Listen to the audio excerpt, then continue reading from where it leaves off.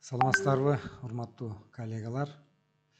Мына электрондук журналды иштетип баштадык. Көпчүлүк үйрөнүп, таанышып, толтуруп жатышат. Бирок айрым окутуучулар суроолор менен чыгып атат. Ошол суроолорго жооп берейин. Журналда группа чыкпай жатат. Лекция же болбосо практика боюнча журнал түзүлбөй атат. Толтурулган журналды кантип көрөбүз, же болбосо аны кантип өзгөртсөк болот, өзгөртө алабызбы деген суроолор жана башка суроолор. Ошолорго жооп берели.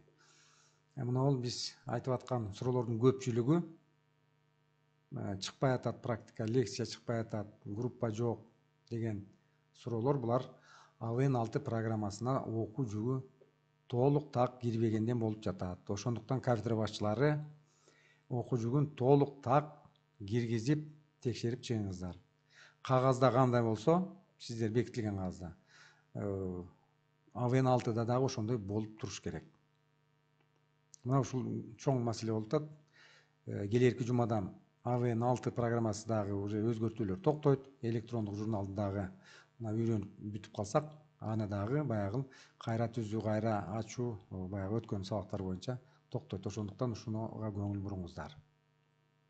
Эми азыр мына мага келген бир суроо боюнча эме кылайын. Менин микроэкономика сабагымдан предмет, практика предмети журнал түзүлбөй атат деп кайрылды эжеке. Мен ошону азыр силерге көрсөтөйүн. Эң биринчи эле биз ошондой учурда мугалим, окутуучу өзүнүн нагрузкасын көрсүн. Аны мына жерден АВН KG сайтынан отчет расписание деген менюга кирип көрүп алсак болот. Кафедрага киребиз. Жылды тандайбыз. Мына ушул кафедраны тандайбыз. Эми бул мисал иретинде көрсөтүп атам. Бардык эле кафедраларда так толук эмес экенин мен көрүп атам. Бул мисал иретинде аны. Мынакей кирдик. Мына Калбаева эжеке кайрылды эле. Ушул менде практика микроэкономика чыкпай атат деп. Азыр кирип көрөлү. Карасак бар экен микроэкономика сабагы. Биринчи семестрде экен. Айтып аткан практиканы карайлы. Мына практикасын карасак, практикада сабак коюлган эмес. Электрондук журнал качан түзүлөт? Эгер ошол мугалимде ошол сабак бар болсо, предмет, ошол предметте лекциясы болсо, практикасы болсо, кайсыл окуу жүгү болсо, ошол боюнча журнал түзүлөт. Азыр мына мен ойлоп атам, мына саат адашып лабораториялык саат катары 34 жазылып калыптыр. Демек, мына ачылбайт. Бирок лабораториялык саат боюнча журнал түзүлөт. Түзсө түзгүлө болот. Мына ушундай маселе көбүнчө кайсынан чыгып атат? Поточный деген лекциялар бар бизде, поточный. Поточный лекцияда биз группанын бирөөсүнө гана лекцияны беребиз дагы, экинчисине же үчүнчүсүнө берилбейт.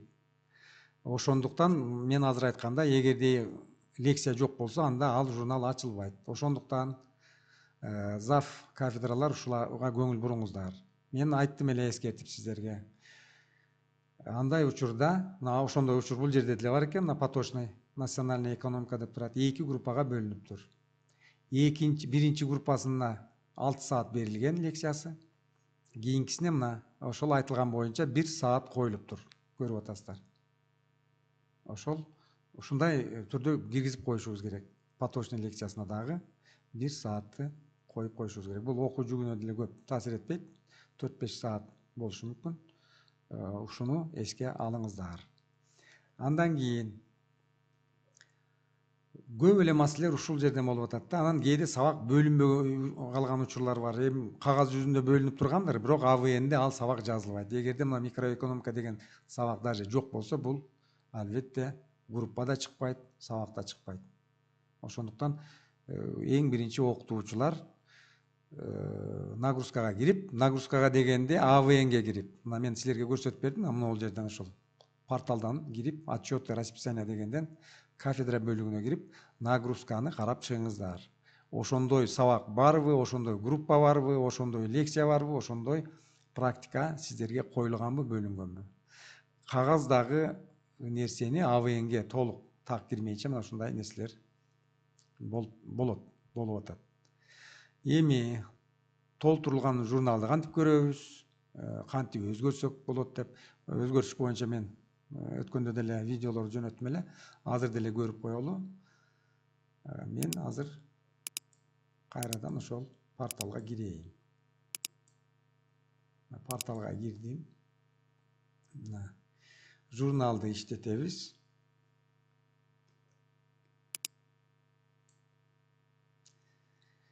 Мына экранда турган бардык пункт толмоюнча сиздерге журнал ачылбайт. Бардык пункттар толуш керек. Осенний дейин, семестр 5 деп айтайын. Бардык пункттарын толтуруп чыгабыз. Мына лекция, практика, бизде ушул лекция жана практика деп окуу жүргүү бөлүнүп атат.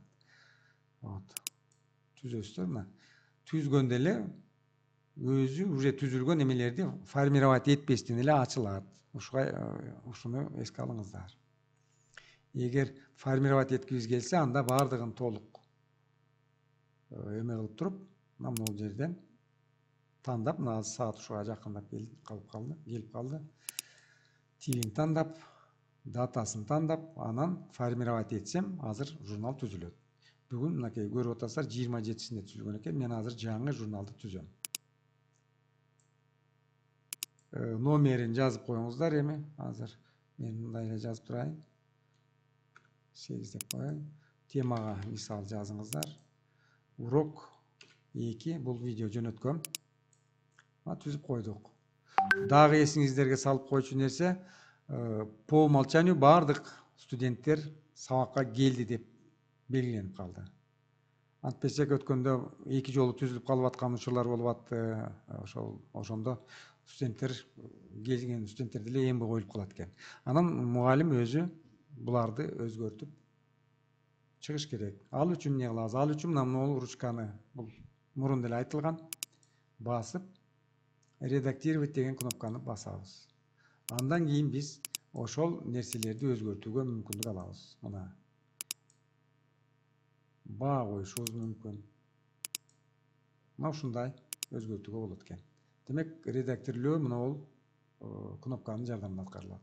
Жана башка функциялар дагы бул жерде. Андан кийин удалить этип коеюн мен. Удалить деген да кнопка турат. Түзгөн сабагыбызды удалить этип койсок болот.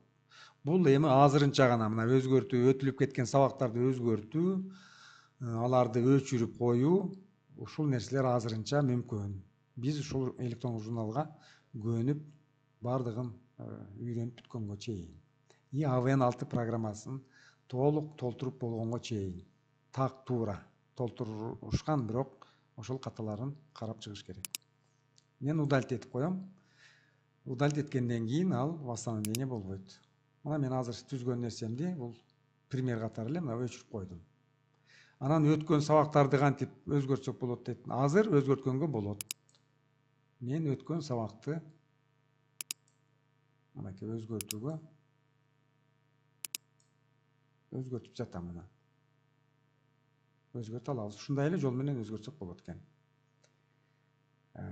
Пока ушул көп кезиккен суроолор мына ушундай болуп атат. Кантип өткөн сабакты эме алабыз, өзгөртө алабыз, өчүрсөк болобу? Өчүрсөк азыр болот.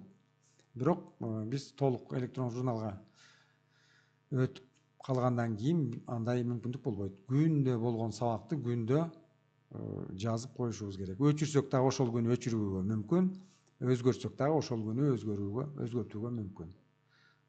Ушул нерселерге көңүл буруңуздар. Эми дагы бир суроо. Бир күндө 2 журнал толтура аламбы деген. Толтура алабыз. Болгону баягы сабактын пары туура келбеш керек. Мен 14:40-ка 2 жолу сабак журнал түзө албайм. Кийинки журналды мен 16:10-го түзө алсам болот.